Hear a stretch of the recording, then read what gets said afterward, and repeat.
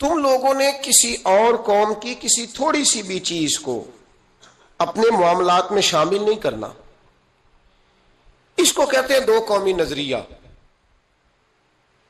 یہ نظریہ ہے، اسی کی بنیاد پر پاکستان بنا تھا کہ ہندو ایک الگ قوم ہے، مسلمان ایک الگ قوم ہے، ان کا اٹھنا بیٹھنا کھانا پینا ہم سے بالکل علیحدہ ہے اور ہمارا ان سے بالکل علیحدہ ہے. طرز زندگی، طرز معاشرت، معیشت کہیں ملتی نہیں ہندوؤں سے مسلمانوں.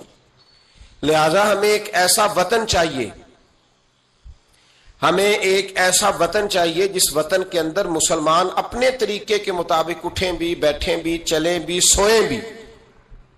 نماز پڑھنے کے لیے وطن نہیں بنایا گیا کہ ہم نے اذانیں دینی ہیں، نمازیں پڑھنی ہیں، جماعتیں کرانی ہیں. یہ کام ہندوستان میں آج بھی ہوتا ہے. وہاں مسجدوں میں اذان بھی ہوتی ہے، جماعت بھی ہوتی ہے، تلاوت بھی ہوتی ہے، مدارس بھی ہیں، مساجد بھی ہیں، عربی ادب بھی ہے، سارا کچھ ہے. وہ پریشان کرتے ہیں، اس سے قطع نظر کرتے ہیں، وہ تکلیف دیتے ہیں، لیکن پابندی نہیں ہے. یہ سارے کام وہاں بھی. پاکستان نماز کے لیے نہیں بنا، پاکستان تلاوت کے لیے فقط نہیں بنا، پاکستان نبی پاک کے نظام کے لیے بنا ہے کہ کچہری میں حضور کا دین نافذ کیا جائے گا، اسمبلی میں نبی پاک کا دین نافذ کیا جائے گا.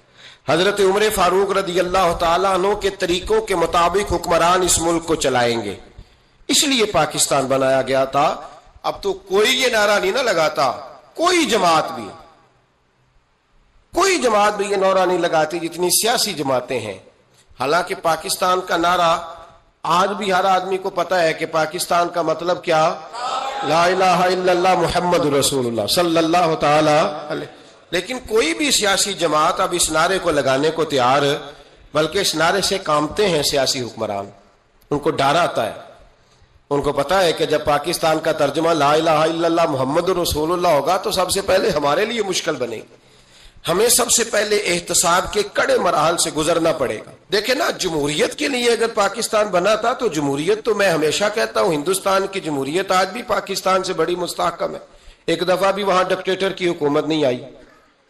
تو یہ جو ہمیں بتایا جاتا ہے، سبق پڑھایا جاتا ہے، ہماری نوجوان نسل آج تک ہر آدمی آتا ہے. میں نے کافی پہلے بھی کہا تھا کہ لوگ ہمیں نئے نئے نکات دیتے ہیں، کوئی 10 نکات دیتا ہے، کوئی 14 نکات دیتا ہے، کوئی 16 نکات دیتا ہے. ہمیں ضرورت نہیں تمہارے نکات کی، اس لیے کہ ہمیں سارے نقطے خطبہ حجت الوداع پہ نبی پاک نے عطا فرما دیے ہیں صلی اللہ تعالی علیہ وسلم. کسی نقطے کی ضرورت نہیں ہے، ہم حاجت نہیں محسوس کرتے. جب کوئی پارٹی منشور دیتی ہے، دستور دیتی ہے، تو میں تو حیران ہوتا ہوں کہ کیا کر رہے ہیں یہ لوگ. ہمیں ضرورت نہیں کسی منشور دستور کی.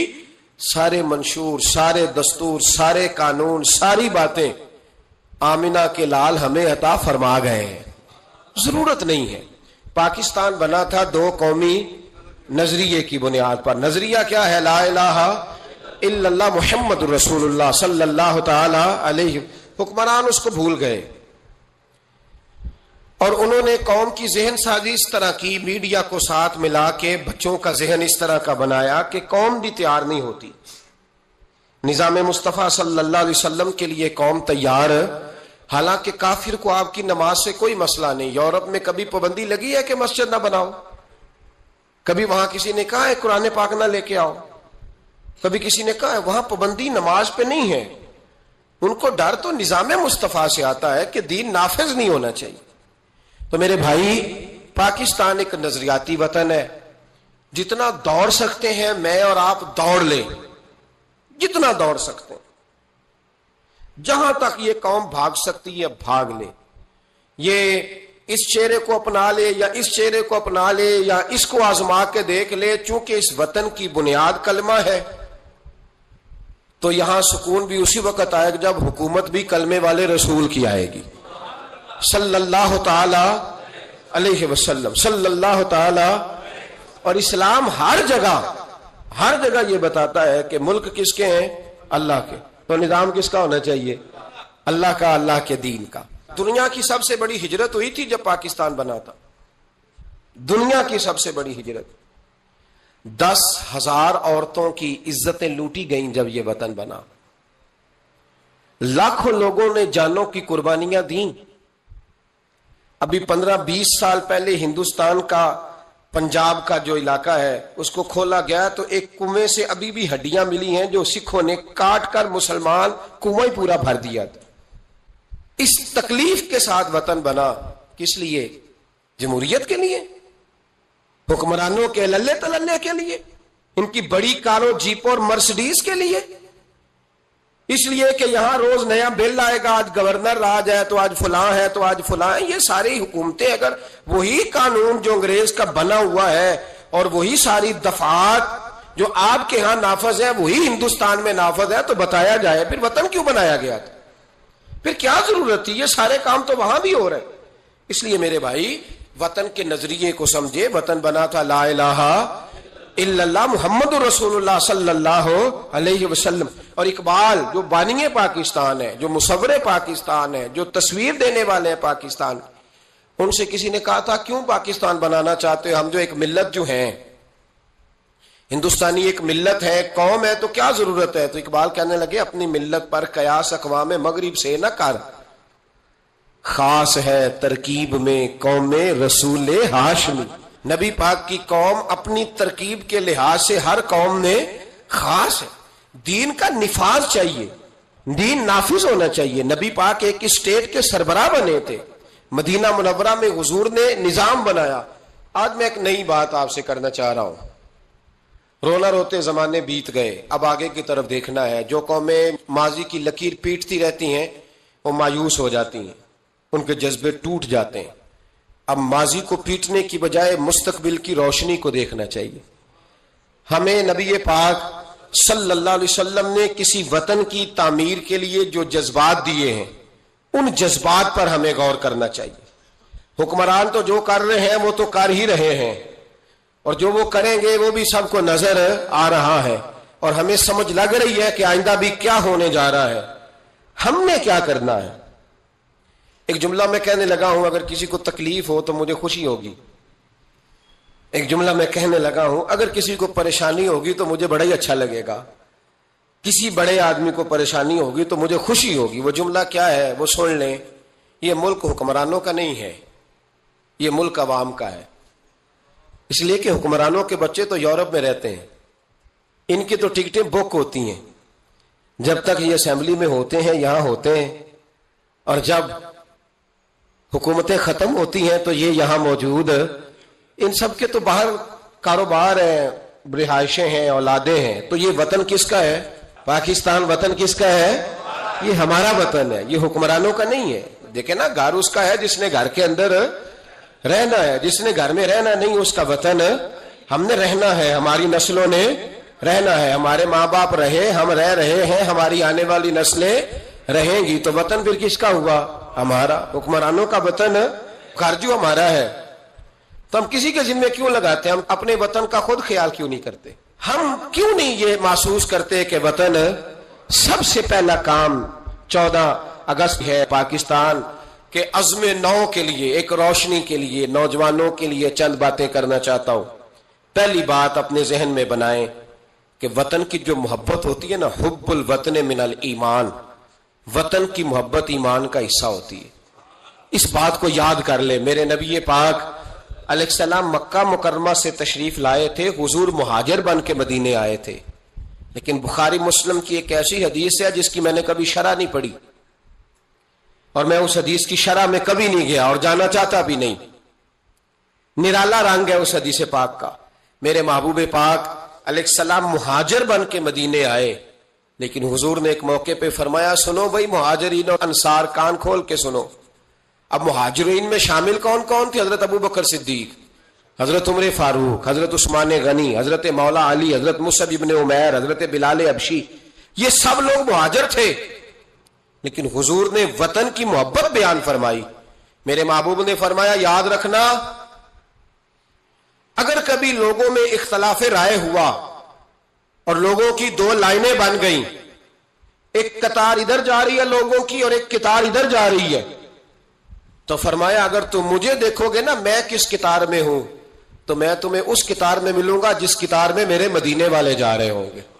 मैं कह रहा हूं बिला तबसरा, बगैर तशरीह के इस रवायत को देखिएगा, हुजूर ने अपने वतन से प्यार किया और अपने वतन के लोगों से मोहब्बत फरमाई। हजरत अबू हुरैरा फरमाते हैं, जब हम सफर से वापस आते थे ना, सफर से वापस लौटते थे और मदीने मुनव्वरा की इमारतें नजर आती थी, मकानात नजर आते थे, तो हम हुजूर का जज्बा देखते, मेरे महबूब पाक घोड़े को तेज कर देते, सवारी को दौड़ाते, या रसूलल्लाह क्या हुआ? फरमाया जल्दी करो, मेरा शहर आ गया है, मेरा इलाका आ गया है। हुजूर ने अपने वतन से प्यार किया, अगरचे उस वतन की इनफिरादियत अपनी जगह पे है, उसकी अजमत अपनी जगह। एक पहलू इन हदीसों से यह भी मिलता है कि जिस जगह हम रहते हैं हमें उस वतन से प्यार होना चाहिए, हमें पाकिस्तानी होने पर फख्र होना चाहिए। मदीने के बाद, मक्के के बाद अगर हमें किसी वतन से प्यार करना चाहिए तो पाकिस्तान से करना चाहिए। इसकी गलियों से, इसके खेतों से, इसके खलियानों से, इसके गांवों से, इसके शहरों से हमें प्यार करना चाहिए, हमें मोहब्बत करनी चाहिए। हमारा मामला क्या है? हम सिर्फ अपने घर से प्यार करते हैं, इसलिए 1.25 करोड़ रुपया बंगले पे लग जाता है, 10,000 रुपया लोग अपनी गली पे नहीं लगाते। वो गली किसकी है? उस पे क्यों नहीं पैसे खर्च हुए? कहता है वो टैक्स देता हूं तो टैक्स वाले खर्च करेंगे। ओ खुदा के बंदे, वतन तेरा है तो गली भी तेरी है, इसकी तामीर की जिम्मेदारी भी तेरी है। तू छोड़, अगर वो इतने ही अच्छे होते तो अब तक संवर ना गया होता। तू अपनी गली का ख्याल कर, तू अपने इलाके का ख्याल कर, तू अपनी बस्ती का ख्याल कर, तू तवज्जो दे, तू इसकी तामीर में किरदार अदा कर। इलेक्शन आया तो लोगों ने कूड़े की तस्वीरें खींच खांच के सोशल मीडिया पे डाली। फलां एमएनए साहब ने भी अपने इलाके से कूड़ा नहीं उठवाया, फलां ने भी कूड़ा नहीं उठवाया, फलां ने भी कूड़ा नहीं उठवाया। कूड़ा जब बारिश होती है तो ताफुन फैलता है। मुझे कुछ सांस में तकलीफ हुई तो डॉक्टर साहब से जब मैंने मशवरा किया तो वो मुझे कहने लगे कोई ताफुन वाली जगह नहीं होनी चाहिए, उससे आप बचें, दरख्तों के पास रहें, पत्तों के पास रहें, जहां से ऑक्सीजन ताजगी मिले। और ये जरूरत सिर्फ मरीज की नहीं है, ये हर उस शख्स की जरूरत है जिसकी सांसें चल रही हैं, उसको इसकी हाजत है। कूड़े पर जब बारिश पड़ती है तो ताफुन फैलता है, ऐसी सख्त बदबू आती है जिससे अमराज पैदा होते हैं। हुक्मरान ने कूड़ा नहीं उठाया, बल्दिया के लोगों ने जिम्मेदारी महसूस नहीं की, एमएनए साहब के हलके में ढेर लगे हुए कूड़े के। लेकिन एक सवाल है, पूछने की इजाजत होनी चाहिए। वो सवाल ये है कि कूड़ा उठाने वाले ने तो नहीं उठाया, पर बताइए कूड़ा फेंका किसने था? जो आदमी सौदा खरीदने के लिए 4 गलियां आगे जा सकता है, वो कूड़ा फेंकने के लिए भी तो जा ही सकता है ना। उसको पता है ना कूड़ा फेंकने की जगह, फेंका किसने कूड़ा? अच्छा, एक बात और जरा आपकी तवज्जो के लिए, सोशल लोग हैं हम मुआशरे का हिस्सा हैं, हमें मुआशरे में लोगों की जरूरियात दरपेश रहती हैं। सोशल लाइफ में अगर आप थोड़ा सा आगे बढ़े ना, आपके घर में जो बेटी का रिश्ता देखने आता है ना, वो जिन चीजों पर कमेंट्स करता है ना, उनमें एक चीज ये भी होती है, वो लोग कहते हैं भाई आपका घर भी अच्छा है, आप लोग भी अच्छे हैं, लेकिन जिस इलाके में आप रह रहे हैं ना, वो इलाका साफ सुथरा नहीं है, वो इलाका अच्छा नहीं है। वो उस चौक में भी कूड़ा पड़ा है, पिछले चौक में भी कूड़ा पड़ा है। तो ये जो गलियों में कूड़ा पड़ा होता है ना, ये उस मकामी लोगों की तहजीब की अक्कासी करता है। आप इस पहलू पर, ये मैं अपील कर रहा हूं, मैं गुजारिश कर रहा हूं, मेरे बुजुर्ग, मेरे दोस्त नाराज ना हो, मेरी बात पर तवज्जो दें। अब सुने मेरे नबी पाक सल्लल्लाहु अलैहि वसल्लम ने हमें तरबियत क्या दी।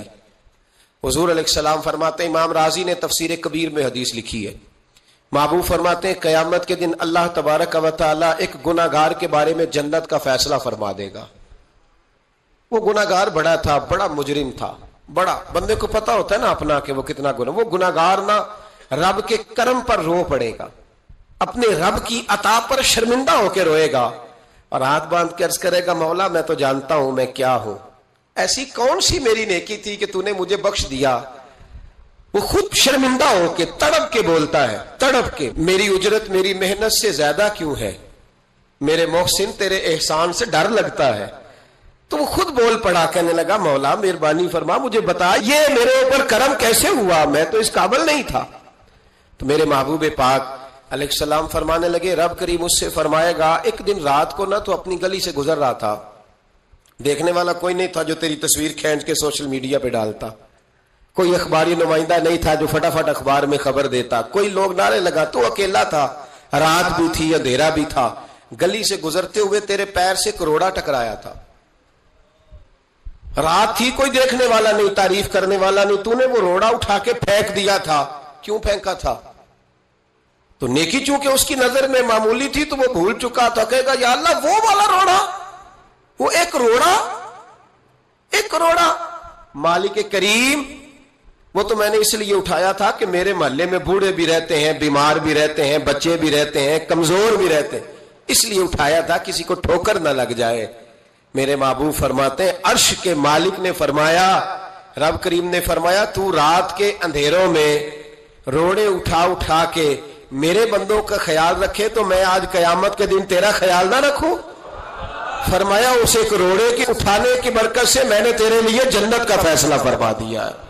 تو اگر آپ اپنی ہی گلی کا کوڑا اٹھائیں، اگر اپنی ہی گلی کے روڑے اٹھائیں تو اس سے ہمارا وطن سنورے گا، اس سے ہماری گلیوں میں، ہمارے علاقوں میں، ہمارے محلے میں، ہمارے علاقے میں صفائی پھیلے. راولپنڈی میں سیاستدانوں نے اور سپورٹروں ووٹروں نے بڑی گندگی پھیلائی، پوسٹر لگائے، وہ پھٹتے تھے، بارش ہوتی تھی تو وہ گلیوں میں بہتے تھے، تباہی تھی. تو اخبار پہ سارا وہ ان بچوں کا وہ طریقہ آیا. انہوں نے کیا کیا کہ 15-20 بچوں نے مل کے پروگرام بنایا کہ گانے ڈالنے والے تو ڈال کے چلے گئے. میں نے شروع میں کہا ان کا تو وطن ہی نہیں. تو انہوں نے کہا کہ محلہ تو ہمارا ہے نا، اس گلی سے گزرنا تو ہم نے، تو ہم کیوں امید رکھتے ہیں کہ وہ جیتنے والا آئے گا یا ہارنے والا آئے گا اور وہی اٹھائے گا. گلی ہماری، محلہ 15-20 پڑھے لکھے نوجوان، یہ تعلیم یافتہ طبقہ ہوتا ہے. تعلیم یافتہ طبقہ وہ نہیں ہوتا کہ لمبے بال رکھ کے تو گلی کے کونے پہ کھڑے ہو کے کہے یہ سارا محلہ جاہلوں کا ہے، دیکھو روڑی لگائی. یہ تعلیم نہیں، یہ جہالت ہے. تعلیم یافتہ وہ ہوتا ہے جو آگے بڑھ کے دابڑا لے کر، کئی اٹھا کر، کدال پکڑ کر وہ کوڑا اٹھائے. وہ تعلیم یافتہ بندہ ہوتا ہے جو وطن کی تعمیر میں اپنا حصہ ڈالے. ان نوجوانوں نے کام کیا، اسی وطن کے رہنے والے، اسی وطن کے باسی. وہ کہتے ہیں ہم 15 نکلے تھے، پھر سارا وطن اٹھا اور ڈھیروں اور ہزاروں علاقوں کے لوگوں نے ان کی تقلید کی. تو پہلا کام یہ کریں کہ وطن سے پیار کریں. دوسرا کام یہ کریں کہ اس کی صفائی میں اپنا حصہ ڈالیں. ہم کیوں انتظار کرتے ہیں کوئی گرانٹ آئے گی؟ میری ذاتی رائے یہ ہے، میری ذاتی رائے کہ جتنے گلی میں مکان ہوتے ہیں نا، سب کے گھروں کے اندر سہولیات ہوتی ہیں، وہ سارے اگر ملیں تو میرا خیال ہے ان کی اپنی گلی کا نظام صحیح ہو ہی سکتا ہے. تو آؤ مل کے اس وطن کو سنوارنے کی کوشش کریں، اس کی گلیوں پہ محنت کریں، اس کے کھیتوں پہ محنت کریں. اور تیسری بات، اس وطن کو سرسبز و شاداب بنائیں. کیا انداز ہے میرے محبوب کے سمجھانے کا. یہ بخاری کی حدیث ہے. میرے محبوب فرمانے لگے جس نے کوئی ایک درخت لگایا، جس نے کوئی ایک درخت لگایا یا پودا لگایا یا کوئی ایسی چیز لگائی، فرمایا اس سے کوئی انسان نفع اٹھائے یا اس سے کوئی جانور نفع اٹھائے، فرمایا جب تک لوگ نفع اٹھاتے رہیں گے رب لگانے والے کے نامہ اعمال میں نیکیاں درج فرماتا رہے گا. تو ہم کیوں درختوں کو کاٹتے ہیں؟ ہمیں چاہیے نا اس کو سرسبز و شاداب کرنے میں اپنا کردار ادا کریں تاکہ ہمارے وطن میں خوبصورتی پھیلے. ایک مرض بڑی تیزی سے پھیل رہا ہے، ہیپاٹائٹس سی کا مرض ملک میں بڑی تیزی سے پھیل رہا ہے، بڑی تیزی سے. جگر کام کرنا چھوڑ جاتا ہے، معدے کی بیماریاں بڑھتی ہیں، پیٹ کے درجنوں امراض ہے، پیٹ میں پانی پڑ جاتا ہے. ہمارے ایک ملک میں تو ڈائلسس کا نظام بڑا مردہ ہے. اللہ خیر کرے، محکمہ صحت پر اتنا بوجھ ہے لوگوں کا، لیکن لوگ ڈیوٹی نہیں کرتے، کام ہی نہیں کرتے. غصہ ہی بڑا آتا ہے ڈاکٹر حضرات کو، اللہ ماشاءاللہ مریض تکلیف سے کرا رہا ہے لیکن وہ کہہ رہا ہے اب ٹھیک ہے، سرکاری نوکری اسی طرح کی ہوتی ہے، موج کرنی چاہیے. خیر صلی اللہ. بڑی تیزی سے مرض پھیل رہا ہے اور لوگ کمزور ہو رہے ہیں، بڑی مجبوری ہے، لوگ رو رہے ہیں، تڑپ رہے ہیں. اور یہ دکھ وہی سمجھ سکتا ہے جس کا گھر میں کوئی بیمار ہوتا ہے. آؤ نا اس وطن کے لیے کچھ کریں، کوئی ہمت کرے، کوئی جدوجہد کرے، کوئی کوشش کرے. آؤ کچھ کریں اس کے لیے. کیا کریں؟ اس ہیپاٹائٹس سی کی بیماری سے لڑنے کا سب سے پہلا حل ڈاکٹر یہ بتاتے ہیں کہ پانی اگر لوگ صاف پینے لگ جائے، اگر پانی صاف ملنے لگ جائے تو ان بیماریوں میں 90% کنٹرول ہو سکتا ہے. یار صرف صاف پانی، لیبارٹری کے ٹیسٹ کے مطابق جو بڑا مہنگا بور بھی ہے وہ بھی لاکھ روپے سے نیچے ہے.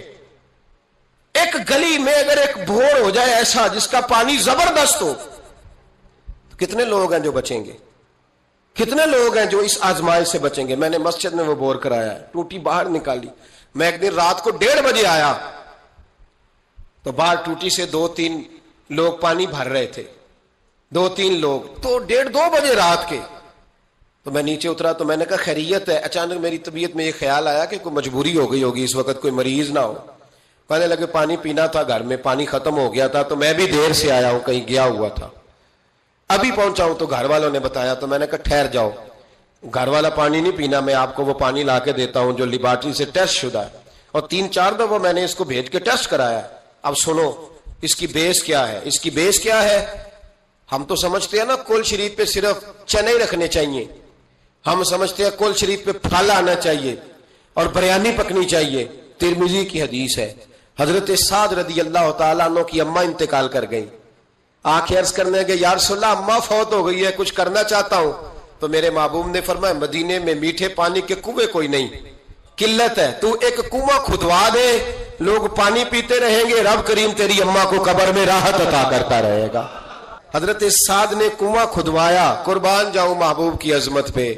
میرے رسول پاک نے آج ہمیں صاف پانی پینا مہیا کرنے کے لیے کل 1450 سال پہلے نصیحت کر دی. فرمایا یہ کنواں سعد نے اپنی ماں کے لیے کھدوایا ہے، اس کا نام ہے سعد کی ماں کا کنواں، بیر ام سعد حضور نے اس کا نام رکھا. کتنا کو خرچ آئے گا اگر گلی والے سارے مل کے ایک صاف پانی کا بندوبست کریں، اپنے دوستوں کو، گلی والوں کو، محلے والوں کو اس وطن کی تعمیر میں اپنا کردار ادا کریں. اب کیوں توقع رکھتے ہیں صاحب کے چیئرمین صاحب ہی آگے کریں گے؟ وہ تو ملے نہیں کبھی. جن کی ڈیوٹی تھی گلی گلی گھومنے کی وہ تو کبھی آئے نہیں. یہ آپ کے چیئرمین، آپ کے ایم این اے، آپ کے ایم پی اے، یہ اتنی بلندی عظمت کردار نہیں رکھتے کہ یہ آئیں گے. ان کے پاس کہاں وقت ہے گلیوں میں گھومنے کا؟ اصل لوگ تو وہ تھے کہ 24 لاکھ مربع میل کے حکمران جناب عمر فاروق، لیکن چہرے پہ کپڑا ڈال کے ساری رات مدینے کی گلیوں میں گھومتے تھے، ہر دروازے کا خیال رکھتے تھے. پر کیا کریں، کس کو سمجھائیں؟ لوگ اپنی مرضی کرتے ہیں. آج میں عزم نو کی بات کر رہا ہوں، میں پاکستان کی تعمیر کی بات کر رہا ہوں. پہلی بات یہ کہ اس سے پیار کریں، دوسری بات یہ اس کی صفائی کریں، تیسری بات یہ یہاں درخت لگائیں، شجرکاری کریں، اس کو سرسبز کریں. چوتھی بات یہ کہ دیکھیں ہم کتنا کردار ادا کر سکتے ہیں، کسی کو کم از کم صاف پانی مہیا کر دیں. دیکھیں نا میرے نبی پاک علیہ الصلوۃ والسلام نے اعلان فرمایا، ایک یہودی کا قبضہ تھا میٹھے پانی کے کنویں پر، تو رسول پاک علیہ الصلوۃ والسلام نے فرمایا یہودی کا قبضہ ہے، مسلمانوں کو پینے کے لیے پانی نہیں دیتا. کیا خوبصورت اعلان ہے. پانی، نماز کی بات نہیں ہو رہی، روزے کی بات نہیں ہو رہی، حج کی بات نہیں ہو رہی، پانی کی بات ہو رہی، پینے کے پانی کی. کتنا بڑا اعلان ہے. لوگوں نے دین کو محدود کر دیا ہے کہ با مسجد کے اندر آ کے نماز پڑھنا ہی خالی مذہب ہے، روزہ رکھنا ہی خالی مذہب ہے. میرے محبوب پاک علیہ السلام نے کیا ارشاد فرمایا؟ حضور نے فرمایا یہودی کا قبضہ ہے، لوگوں کو پینے کے لیے صاف پانی نہیں دیتا، میٹھا پانی نہیں دیتا. منبر پر مسجد نبوی پر اعلان کر رہا ہوں. حضور فرمانے لگے جو اس سے کنواں خرید کر وقف کرے گا یہ میرے ہاتھ میں جنت کی ٹکٹ ہے.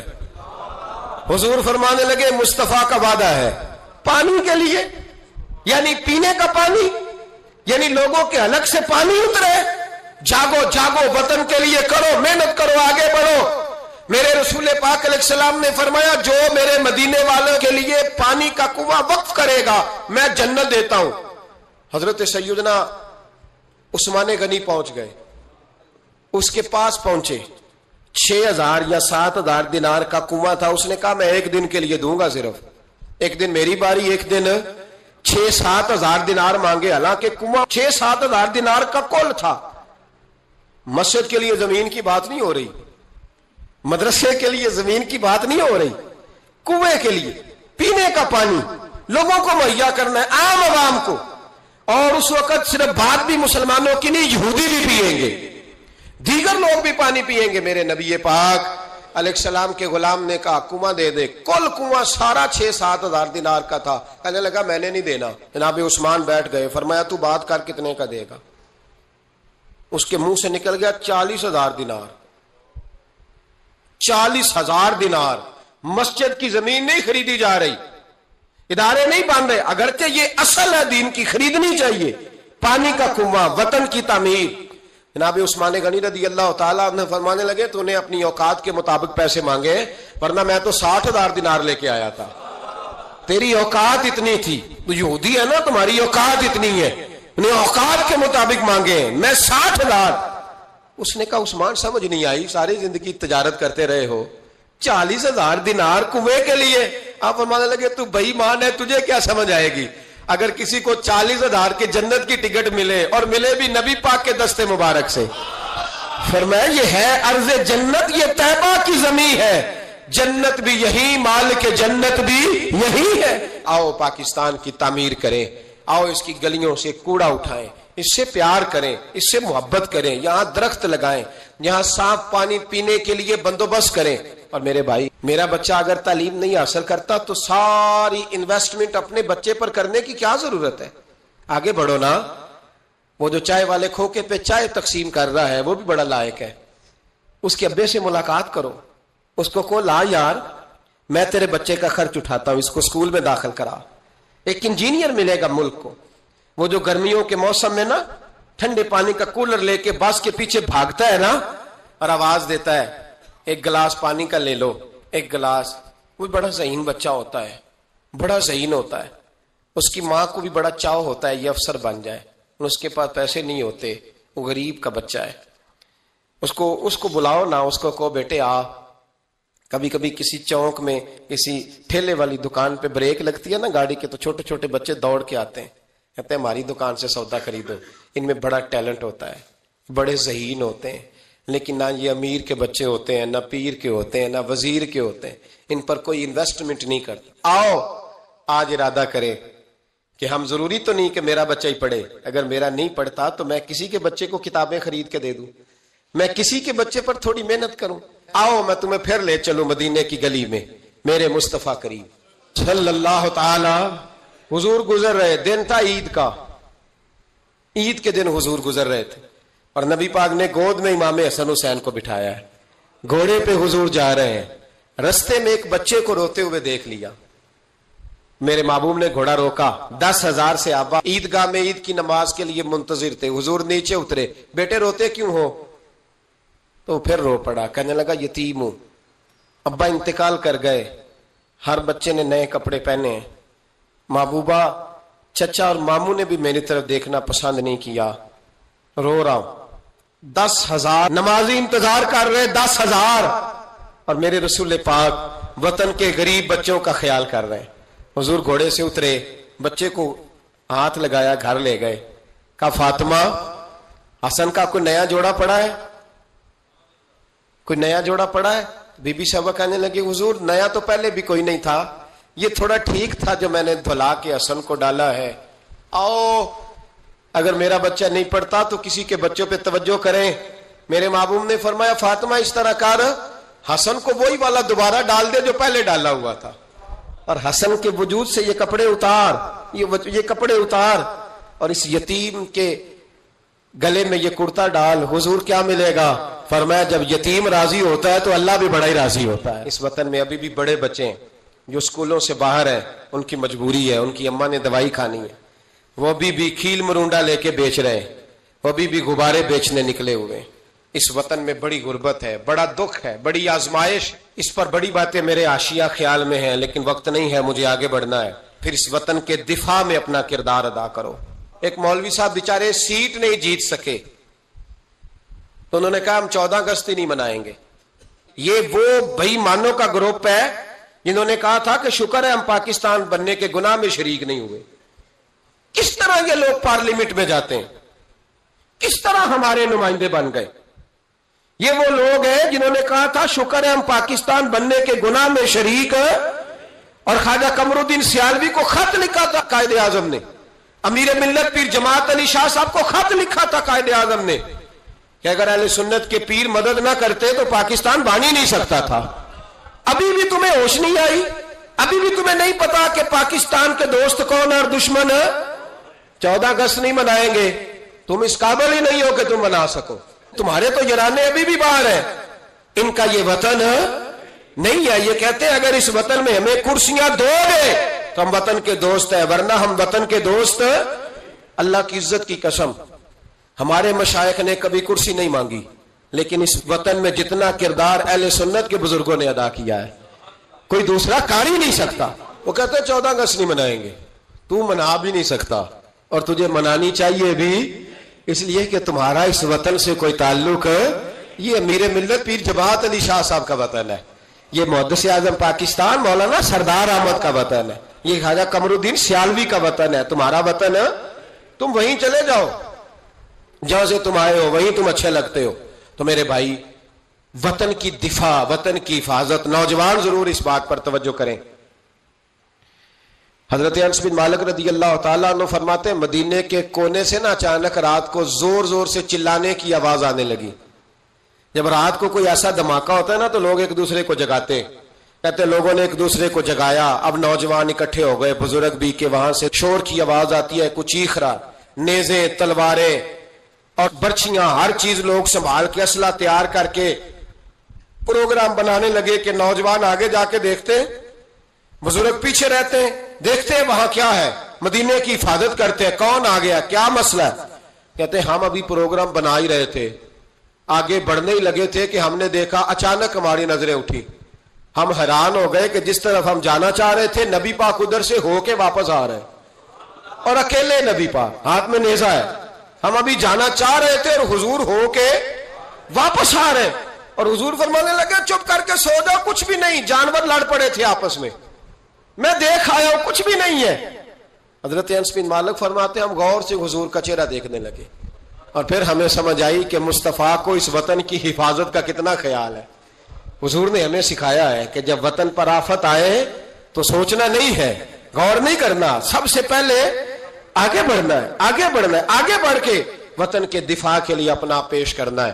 پاکستان سے پیار کریں, پاکستان کا کوڑا اٹھائیں, پاکستان کی مٹی سے پیار کریں, پاکستان میں درخت لگائیں, پاکستان میں غریبوں کی مدد کریں. جو بچہ محلے کا غریب سکول نہیں جاتا, محلے دار مل کے حفاظت کریں اس بچے کی, اس بچے کو سکول میں داخل کرائیں. بچوں کے اچھے مستقبل کے لیے جدوجہد کریں, صاف پینے کا پانی مہیا کریں. ہمارا وطن ہے, ہمیں اس کو آگے لے کے چلنا ہے. 14 اگست پہ یہ پیغام ہے, یہ میسج ہے کہ تھوڑا تھوڑا کر کے اس وطن کی تعمیر میں اپنا کردار ادا کریں. اس کی گلیوں کو سجائیں, سنواریں, کبھی سڑک پر ریپر نہ پھینکیں, کبھی شاپر نہ گرائیں, کبھی کسی گندگی سے اس وطن کو آلودہ نہ کریں. میرے عرب کو آئی ٹھنڈی ہوا جہاں سے, میرا وہی وطن ہے, میرا وہی وطن ہے. اقبال کہا کرتے تھے کہ حضور کو یہاں سے ٹھنڈی ہوائیں آئی ہیں, اس وطن کے لیے اپنا کردار ادا کریں. دیکھیں آپ اور میں کیا کر سکتے ہیں, وہ سارا کچھ کریں. میری گزارش ہے کہ کم از کم 5 بچے پڑھانے کا عہد کرے ایک بندہ, ان کا آپ تعلیمی خرچ اٹھا سکیں, تب کتابیں لے کے دے سکیں, تب کوشش کریں کہ 5 بچے کم از کم. ہو سکتا ہے ایسا, اگر ہر پاکستانی 5 بچے پڑھانے کا ارادہ کر لینا تو لاکھوں بچے اسکولوں میں دوبارہ سے چلے جائیں گے, لاکھوں بچے. تھوڑا تھوڑا خیال کرے, اور اگر کوئی وہ کام کرے جو امام اعظم کرتے تھے, غریب کے بچے کو لے آتے تھے اور فرماتے تھے میں تیرے گھر کا خرچہ دوں گا, تو تعلیم حاصل کر. اسی کو وظائف کہا جاتا ہے. یہ کام کریں. میری دعا ہے یہ وطن قیامت کی صبح تک قائم رہے اور اس وطن سے روشنیاں پھوٹتی رہیں. یہ امت مسلمہ کی قیادت کرے. آخر دعوانا ان الحمدللہ رب العالمین.